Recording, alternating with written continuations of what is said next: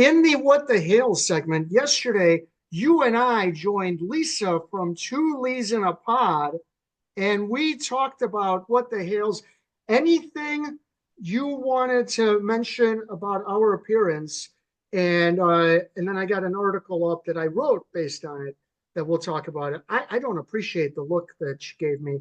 I don't have a frowny face, and you don't smile, so I don't know what she was thinking about with that. But besides Uh, that, I I think said, well, Lisa looks great in that picture, to tell you the truth. I So know. Yeah, she certainly thinks highly of herself in the mid region. But all right. So any thoughts from the appearance?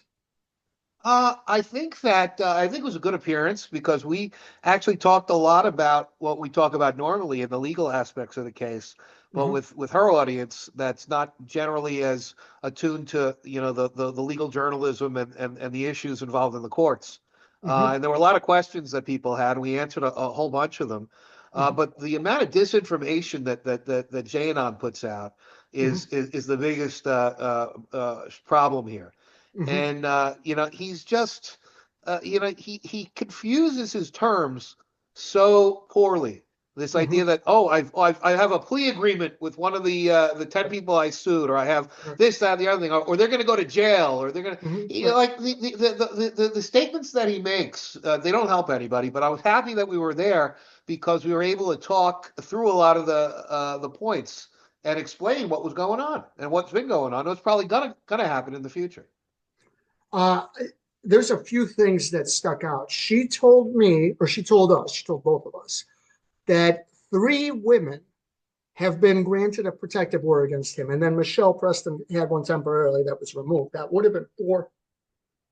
His two children have a no contact order against him. And he has been involved in a court case for at least a decade. That the that together is not the description of a good person. That together is the description of a very bad person. And his fans, they propagate this, they prop him up, and they encourage all of the stuff that he's doing. Now he's threatening to sue his girlfriend's sister, his ex. I don't Guapo. I think they were either business partners or at least friends. He's threatening to sue that guy. And as you said, when that guy Robbie came on, he made an interesting point. He's like, how come he gets to sue everyone, and all he does is lie about me? And he claimed that Robbie had multiple felony convictions. He has one. That he's a drug addict. Robbie said he For is what? not. For improperly trafficking rattlesnakes or something like that? Right, and I was traffic. I compared it to the Freshman, the Marlon Brando feature where he spooks himself as the Godfather. He was trafficking in like exotic animals. It was a good movie. Um, and I and when Robbie made that point, I made the point that he has falsely claimed that you and I are under investigation. And almost certainly he has falsely claimed that he's got a lawsuit against 10 people, that one of the 10 has flipped. And I wanted to get this quote in because I got it after the broadcast. Dave from Milltown's Best, and they're all pinning it on him. Now he's going to defend himself. Also, wanted to make sure you are aware that I have not spoken with Jeremy or his lawyer about anything. I have zero intention of talking with them either. He, however, is now putting shit out into the world, making people think that I am in it. It is not only costing me subscribers, but membership on my channel. I think he knows that I have nothing but my YouTube channel and my viewers, and he wants to take that away from me. Does that sound like a good person? And Ray Bonecrusher, who has a YouTube channel, has been sued. Same thing. He's got to deny the rumor. You called it akin to like the prisoner's dilemma, where you have nothing on two guys. They're both suspects. And then you offer both of them a deal and you say, if you take it, then we won't give you anything, but the other guy's going to go down. And you try to basically head fake two criminals. And you think he's doing something like that by claiming that there's someone out there hoping that someone else will step forward. Yeah. Um, Well, yeah. so, I think think he's doing that, Mike, but and it's worse for everybody, the longer you're in the police station. And the part that we haven't talked about is the longer you're in the police station in that prisoner's dilemma, the more your reputation on the street suffers, and the Mm-hmm. more they think you're a rat. And Mm-hmm. so, Ray Bonecrusher came out right away. Right. Michael, make sure your audience knows I'm not a rat. I put it Right. out there and say, Ray Bonecrusher's not a rat. He's the furthest And thing from a rat. so what you're Milltown's Best comes out. I'm not a right. rat. So now everybody's running around saying they're not rats because Jeremy's saying, oh, I got the rat. I got a rat. I got a rat. So All that's right. the problem. Now let's talk legally. And you and I both believe that he's just making this up. Is that a form of defamation if he claims that someone has made a deal with him when they haven't? No, because he's in litigation now, and there's something called litigation privilege. So in litigation, you can basically say just about anything. that Really? that becomes the issue. Yeah, litigation privilege is so broad that you have to really, the level of malice gets so high at that point That when you're in litigation. So that that's the thing. is It's so war, and so he he's emboldened by the litigation. He's protected now. Everything he says because of litigation privilege. He was just trying to position himself in litigation. okay. That's interesting. And so he's got several lawsuits out there. The one where he claims that he's got a rat, if you will, that was recently filed. 10 defendants. The last time we spoke, none of them had responded. However, now I got several of them. I hope I get this one right. One of them did respond, and I wanted to read this because this thing is very interesting. Dave Helm, he's an attorney. He hired an attorney. You should never represent yourself. We have a fool as a client. And his attorney wrote a motion. You and I both read this. We think this is a really good motion. So when we get to the end, we'll make sure everyone knows who the lawyer is. But here we go. Defendant Dave Helm, pursuant to federal rules, blah, blah, blah. Introduction. Plaintiff has filed a defamation action against Helm and various other co-defendants revolving around plaintiff's social media presence on the media platform YouTube. The first 98 paragraphs of plaintiff's complaint outlines in detail the factual allegation against the various defendants and the tortious acts that he believes forms the basis for his claims against Helm, and additionally has commingled all defendants, including Helm, with counts 12 to 13 alleging the charges of civil conspiracy and aiding and abetting respectively.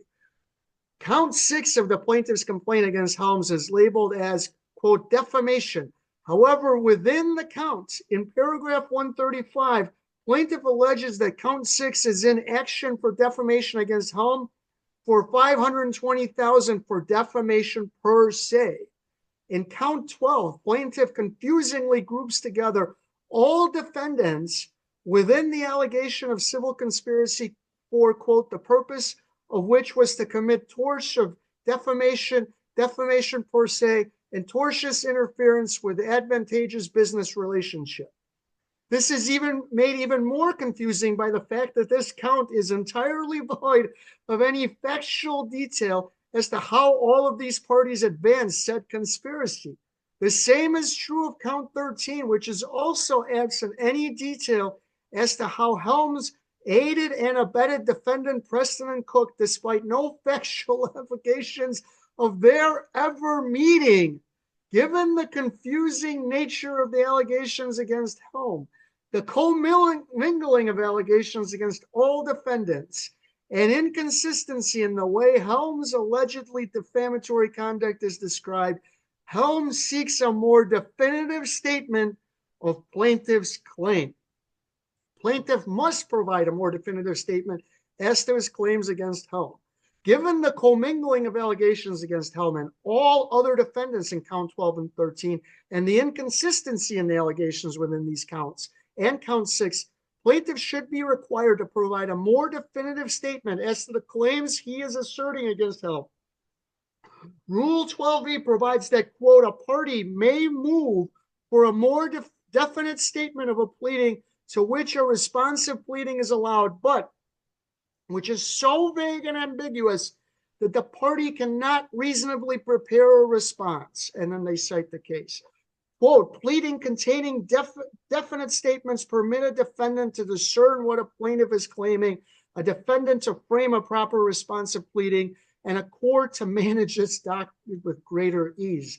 When a plaintiff, however, lumps defendants together without putting them on notice as to the claims made against each of them, the plaintiff runs afoul of pleading requirements of Rule 8, cites the case. Quote, under this rule, when a complaint alleges that multiple defendants are liable for multiple claims, courts must determine whether the complaint gives adequate notice to each defendant. In complaints with claims against multiple defendants, the factual allegations must provide each individual defendant with, quote, fair notice as to the nature of the claim against that defendant and the, quote, grounds for each claim. For this reason, when a plaintiff groups defendants together, a more definite statement may be required to provide appropriate notice. In Proshansky, this case he cited, the Middle District of Florida required a more definite statement when plaintiff alleged a negligence count against two elevators companies by pleading that they were responsible for the manufacture, installation, and maintenance of the elevator on the premises, and that they negligently manufactured, installed, and maintained the elevator, causing the plaintiff's injury. Applying the above rationale, the district court determined that the plaintiff was required to provide a more definite statement, separating the allegations as to each defendant in separate counts to provide them with fair notice of the allegations and claims before being required to answer the claims. And he cites another case, and requiring an amended pleading when the plaintiff failed to comply with Rule 8 because the complaint alleged violations by the, quote, defendant, lumping them together in each claim and failing to provide a factual basis to distinguish their conduct. And findings that allegations in which the defendants were lumped together despite their performance of different functions provided insufficient notice to the defendants and were confusing, thereby requiring separation of the claims into different counts for a clear presentation of the claims and issue. In this case, not only has the plaintiff intermingled and lumped together the allegations against all defendants in counts 12 and 13, but plaintiff's allegations within count 6 inconsistently alleges defamation and defamation per se against Helm. Despite giving 98 paragraphs worth of factual background on the chronology of events that form the basis of plaintiff's complaint against all defendant, no description is given as to Helm's alleged involvement in the civil conspiracy or aiding and abetting. The missing information and improper commingling make it impossible for Helm to respond to the complaint and mount a defense against the alleged tortious conduct. And he goes on, and this lawyer is Christopher Gage. I reached out to him. He didn't get back to me. Excellent motion. Is it a motion? Hold on. I want to make sure. Excellent. Yes. Excellent motion by Christopher Gage to sum up what Sprocket, as we call him, wrote was so horrible and awful and disjointed. We can't respond because we don't know what you're alleging my client did. Help us help you. Make it more clear. When you say we were part of a conspiracy, how were we a part of a conspiracy? When you say we tortiously interfered with your client, how did we tortiously interfere with your client? Did we defame your client? Did we defame him per se? Something else? Make it clear. You're an attorney. You should know better. Do I have this right? You do. The rule that this is under is Rule 8. And Rule 8 of the Federal Rules of Civil Procedure talks about pleadings. And pleadings, as they talked about in that motion, are there to give notice to the parties. So when the plaintiff comes in and says, the defendants, they did all this terrible stuff to us, and we should be able to recover from them. We have legal claims. You have to, under Rule 8, spell out the claims. And so that motion basically says they didn't spell out anything. They have to give some particularity, the who, what, when, where, why, and how of how Helms was involved in harming Jeremy Hales. And there are several different theories that they're using. One is defamation, but another is a conspiracy or aiding and abetting, which is concerted action Mm-hmm. liability. And to have a conspiracy, Mm-hmm. as we know well, you need an overt act in Mm-hmm. furtherance of the conspiracy and an Mm-hmm. agreement to be part of the conspiracy. And they Mm-hmm. have not, in the pleadings, talked about how this conspiracy operates, Mm-hmm. how the people, the 10 defendants, agreed to be part of this conspiracy, Mm-hmm. or the overt acts that they've taken in furtherance of the conspiracy. So it's deficient for the concerted action claims off the bat, number one. Number two, uh, the conspiracy that they're talking about is a conspiracy to defame, and the defamation fails on its own because you need to put out the actual words or phrases that were stated or published that were defamatory and false. And Mm-hmm. a lot of the statements that we saw in the complaint that we reviewed a few weeks ago are opinion. They're Right. not susceptible to being defamatory. Right. So show us where's the beef? Where Right. what was said by who? And if Mm-hmm. this is a conspiracy to get together to defame these people, how did this conspiracy operate? And how was Helms involved? And it's an excellent motion. It really is the question that needs to be asked. And what's going to be the legal result of this, Mm-hmm. I think, is that the court is going to give Shaka a chance to amend. So he's going And to Shaka won't be able to amend because he doesn't know how Helm was part of the conspiracy because he wasn't. That is my prediction. Now, we gave Gage a lot of credit, but hey, you know what? Lawyers are scummy all the time. Maybe he's just making it up. Maybe this guy's like legal mumbo jumbo trying to confuse the judge. So I have the complaint up. And as you can see, we've got Mr. Helm's name in there. So every time his name comes up, I skipped all the parts where they talk about who he is, where he lives. That doesn't matter. So here we go.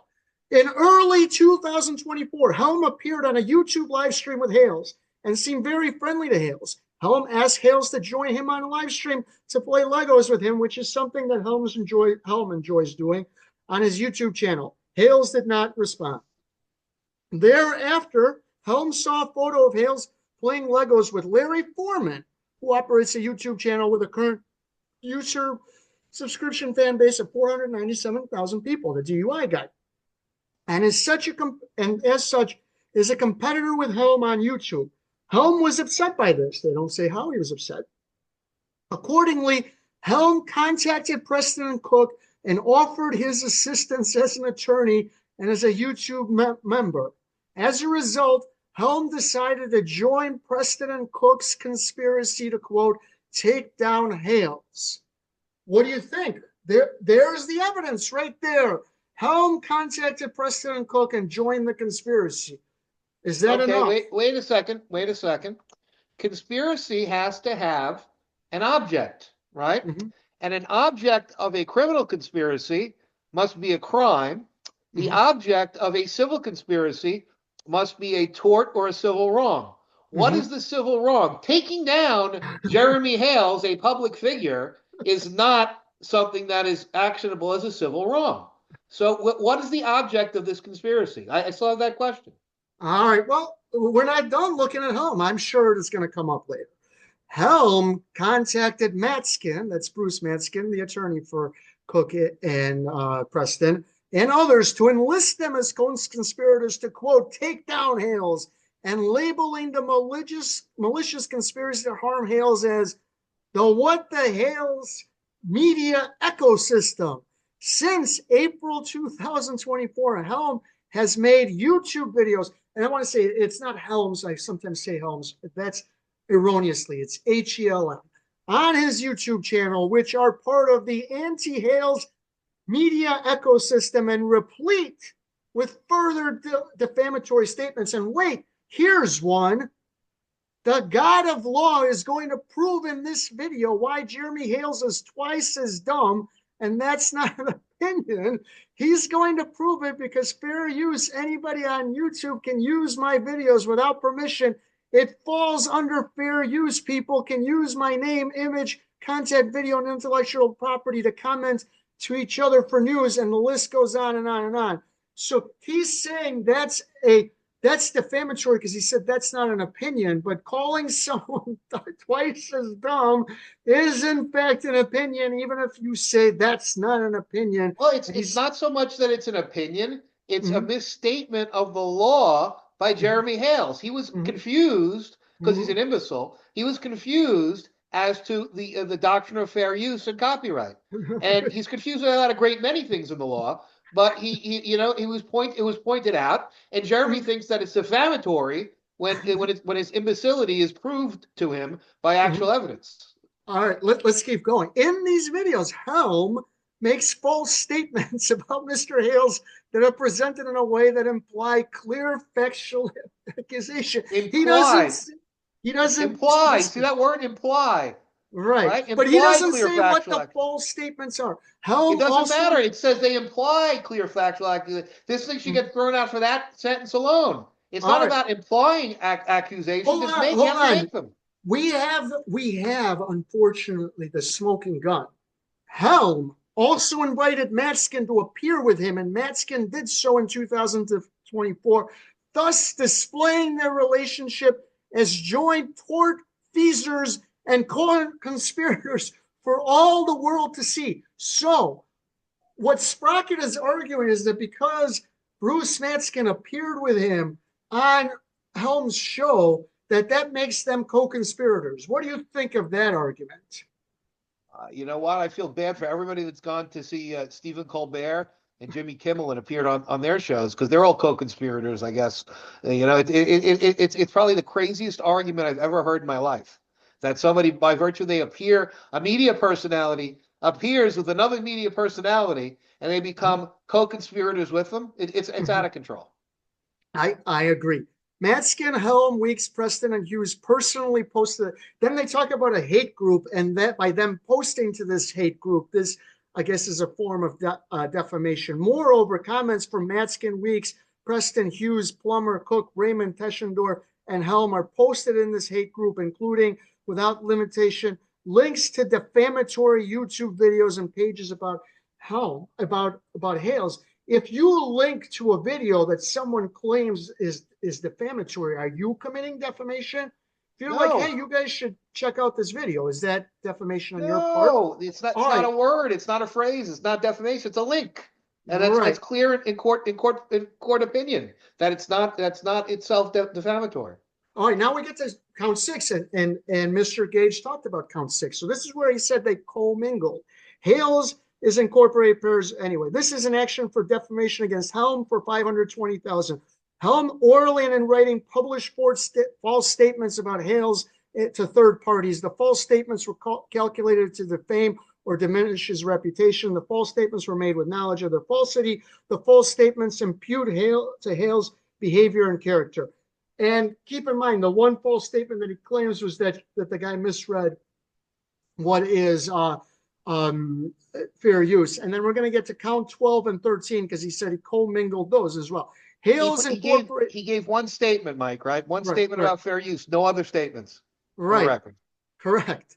Hales incorporates paragraphs. Anyway, this is an action. All defendants agreed to intentionally and maliciously participate in a civil conspiracy among themselves and with other individuals, the purpose of which was to commit tortious defamation per se, and tortious interference with advantageous business relationship. And he goes on, this is where he's saying, you put me in with all of these guys, but you don't say how I'm a part of the conspiracy. And he's right. It appears the evidence of the conspiracy in this guy's complaint is that Helm invited Bruce Matskin onto his YouTube channel. What do you think of that? Well, first and foremost, the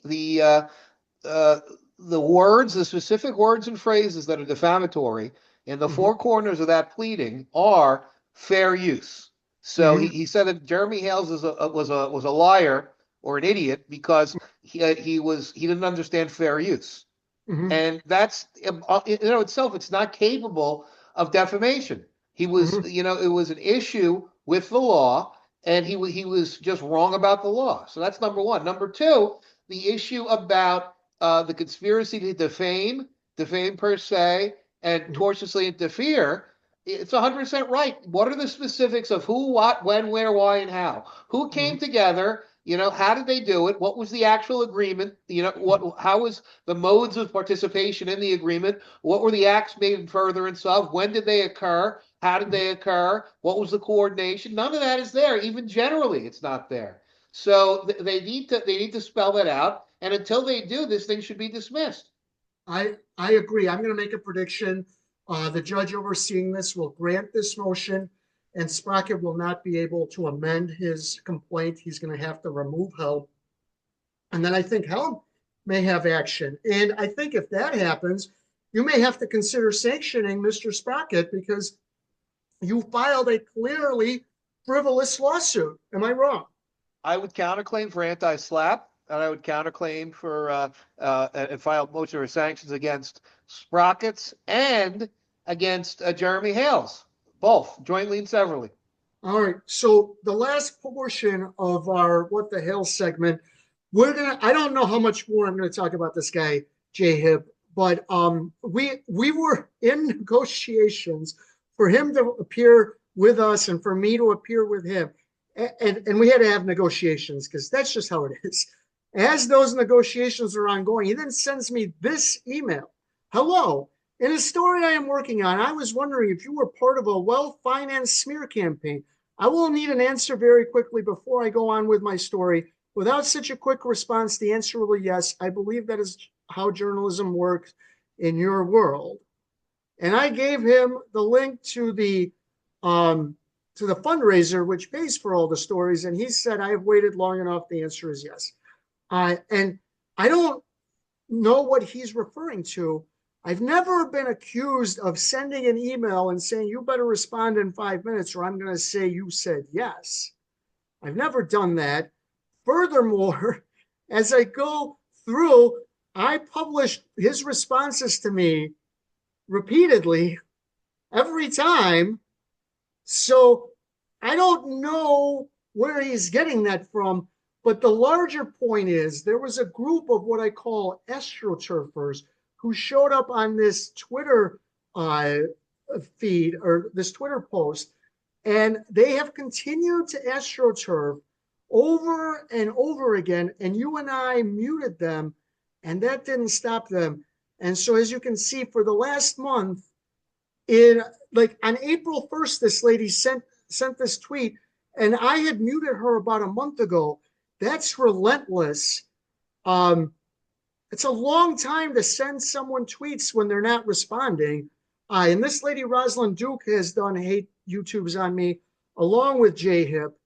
And so I think that's more evidence that they really are astroturfers because they are, in effect, being told by someone to try to create engagement. And I believe the whole purpose, and there's Mary Lincoln, so we're going to talk about Mary in a second. But I think the whole purpose is to create engagement, meaning that we respond to them, they respond to us, and we go back. And then they go back to their YouTube channel and show everyone what they were able to get from us or from me or from you, whoever, on Twitter, and they think they're cute. Am I wrong? It's a pretty classic social media strategy, not just on Twitter, but on TikTok and Instagram, across platforms. I've encountered it not just with Hales, but with many others, including my battles with Dinesh and his cronies. McGibney and Mm-hmm, Bullyville and Credible Intel. They do the same thing. They've been on my Twitter feed and mm-hmm, on my TikTok doing the same thing. I don't respond to them, or I respond to them, thanks for the traffic, and I mm-hmm, give them the same response for the past 2 months. Yet they still come on trying to hang things out there to say, oh, yeah, try to get you to respond, to say that you're either an idiot or a mm-hmm. hypocrite or a racist, or they try to create some type of ginned up argument to create content about you. That's what they do. All right. So Mary Lincoln's, you saw her. She was trying to get me to respond on Twitter, saying mean things to me. When she noticed I wasn't responding, sent me in several emails that we read previously. Then she read this article and she was possessed to write to me in all caps. Mr. Michael Volpe, it's me, Mary Lincoln's. I've just got to get this off my chest because, wow, I'm kind of spinning in circles over this whole thing.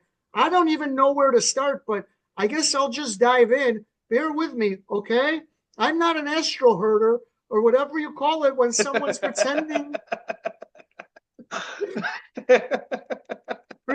to be something they're not online. I had to look that word up, honestly, because I thought it had something to do with gardening or maybe those fake grass rugs people put on their porches.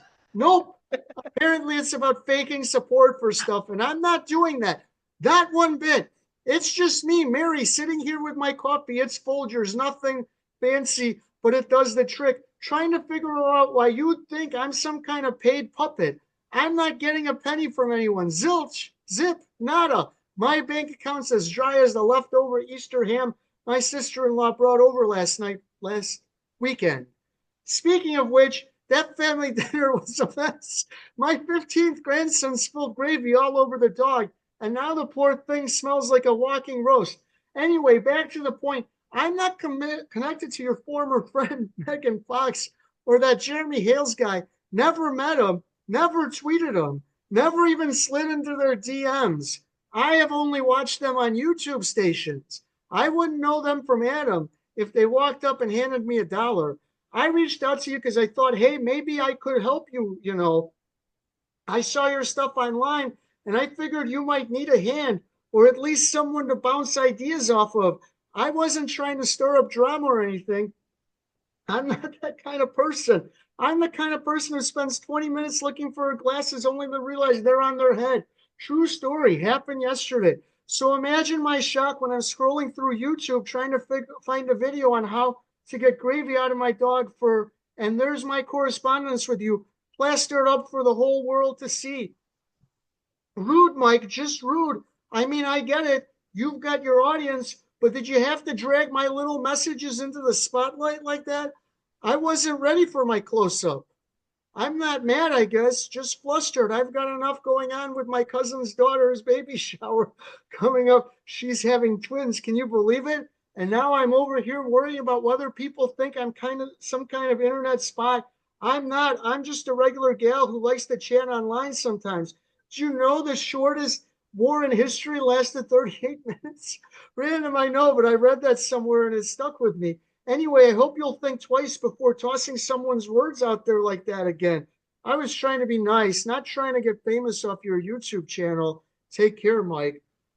This lady sent me like nasty tweets for about 2.5 weeks, and when that didn't work, started sending me emails. And now she's saying, "I'm just trying to be nice." Look, I don't know who this is. I don't even know if this is a woman. This looks like a persona. If Yeah. you're not being paid, Mary, you're a fool because someone would definitely pay you to do what they're doing. All right. Like, And she didn't talk about Chester. That's the best part when she starts yeah, talking about Chester, Chester. her internet husband, Chester, she's got like 15 kids or 15 grandkids. I don't know how many grandkids. Um, I think have I proved, do you believe this is akin to an AstroTurf campaign that there are people? Without question, this is textbook AstroTurf. It's it's Uh, it's without question. all right. I don't think we need to talk about Jay Hip and the rest of that crew anymore. All right. Jay Anything Hipster. else you wanted to add on what the hells? Well, I think we're gonna end up. I'm gonna end up going up to Otter Creek probably to do a cookout probably in the next little bit. We're gonna coordinate that after the two Lee's appearance yesterday. I think Mhm. we've have to cement that, and that'll be a fun day. And maybe we'll get some answers. I'll try to interview Jeremy Hales and interview There you George go. and the rest of them. So. All right.